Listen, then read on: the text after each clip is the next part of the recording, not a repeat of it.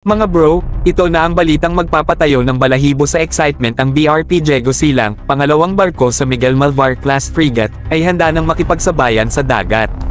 Ipinagmamalaki ko ang ating Philippine Navy dahil sa milestone na to. Di biro na may ganyang kalaking barko na kayang magdala ng respeto sa karagatan. Ngayong December 2024, ang opisyal na paglulunsad ng pinakamodernong warship ng Philippine Navy ay mangyayari na. Ito mga bro, ang magbubukas ng bagong yugto para sa ating hukbong dagat.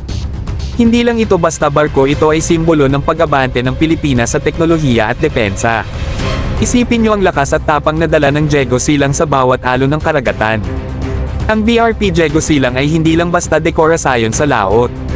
Ang teknolohiya nito ay state-of-the-art na kayang makipagsabayan sa mga mas malalaking puwersa sa rehiyon. Sa mga ganitong klaseng barko, hindi na magdadalawang isip ang kahit sinong gustong sumubok sa teritoryo natin. Kaya mga bro, kitang-kita na seryoso tayo sa proteksyon ng ating mga katubigan.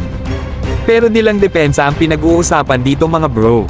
Ang ganitong mga proyekto ay nagbibigay inspirasyon sa mga kabataan na maglingkod sa ating bayan at itaas ang bandila ng Pilipinas. Isa itong pagpapakita na kaya natin makipagsabayan at makisabay sa mga pinakamagagaling sa mundo pagdating sa teknolohiya at tapang.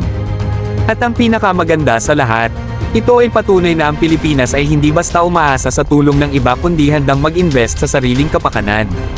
Ipinapakita ng BRP Diego Silang na hindi tayo nagpapatumpik-tampak na kung kinakailangan, gagawin natin ang lahat para ipagtanggol ang ating soberenya.